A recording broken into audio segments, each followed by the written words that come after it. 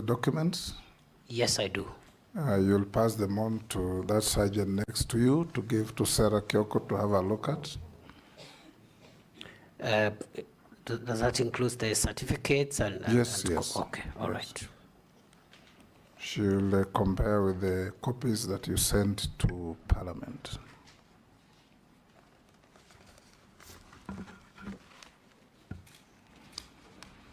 I will now open the session for asking and interrogating the nominee. And I'll give the first shot to the Deputy Speaker.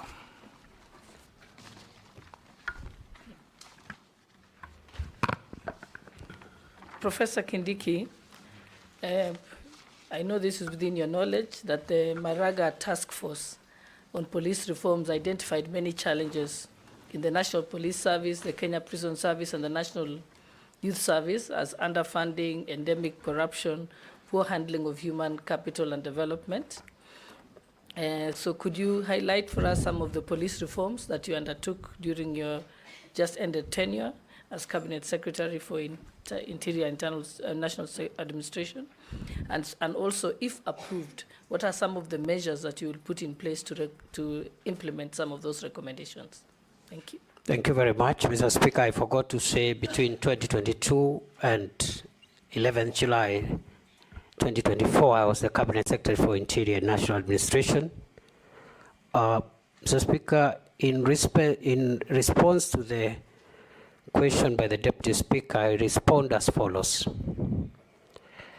That the task force that was established to recommend legal, policy, institutional, and other reforms in the National Police Service and the Kenya Prison Service made far-reaching recommendations on a number of issues, including welfare issues, leadership and accountability issues, career progression and succession management in the National Police Service, and also operational capabilities, equipment, and so forth.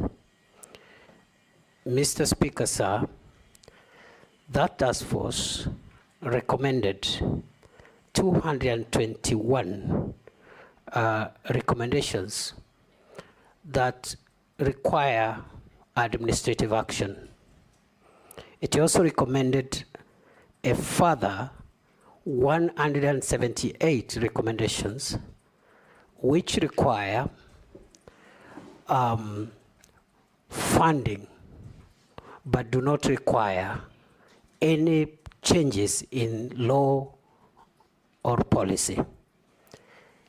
The task force recommended another 177 recommendations which may not require funding but require legislative and policy changes.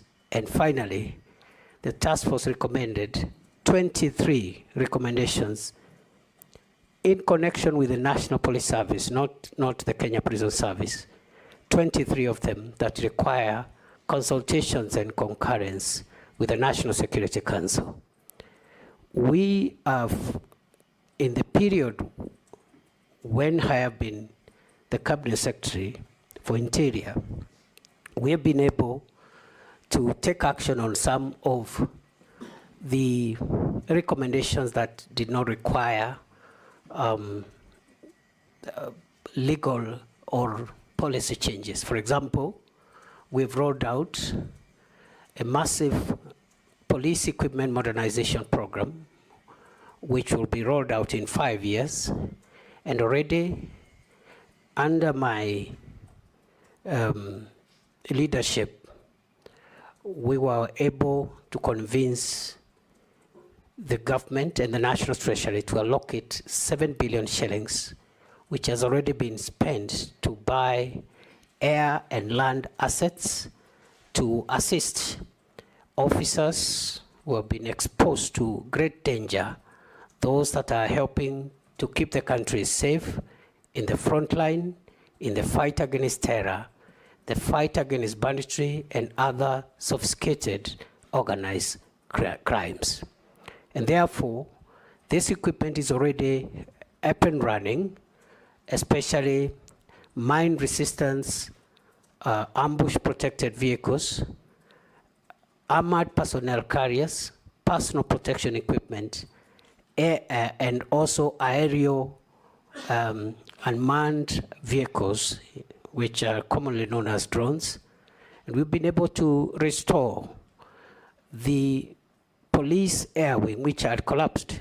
And we have some of the aircrafts which are now operational and helping us with air surveillance. And we have also hoping in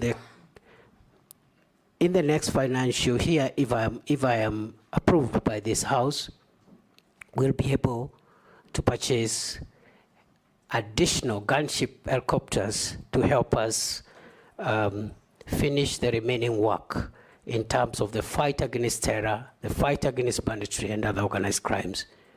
Mr. Speaker, I also need to point out that because of the grave issues around leadership and succession management and career progression in the National Police Service, during my 21 months as the Cabinet Secretary for Interior, we've been able to put in place, operationalize the National Police Leadership Academy, which we opened, His Excellency the President opened in Ngong.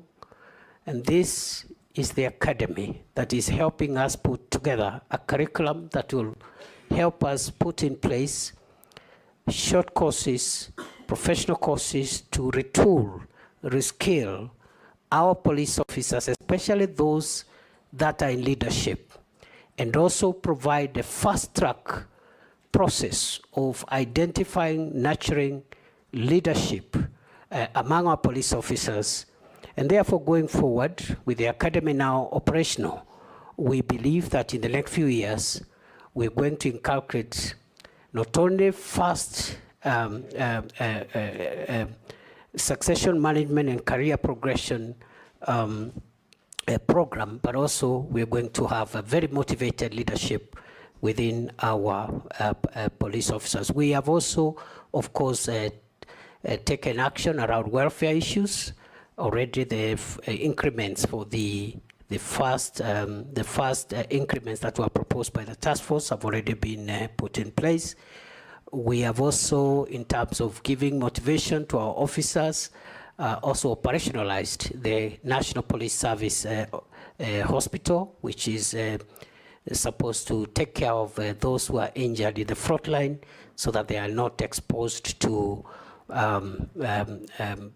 health or even subsequent risks when they visit ordinary hospitals. So by and large, that's what we've done. And finally, on the proposals that require legislative reforms and policy reforms, we have formulated about 6 pieces of legislation which are ready. They are just waiting for stakeholder participation, and then they'll be conveyed to Parliament through Cabinet. And if I can highlight this as I end that response, Mr. Speaker, they include, number 1, the National Police Service Amendment Bill 2024, the National Police Service Commission Amendment Bill 2024, the National Forensic Laboratory Services Bill 2024. We have also formulated a bill which will also assist us in the leadership and the command oversight in the National Police Service. I submit. Thank you, Majority Leader.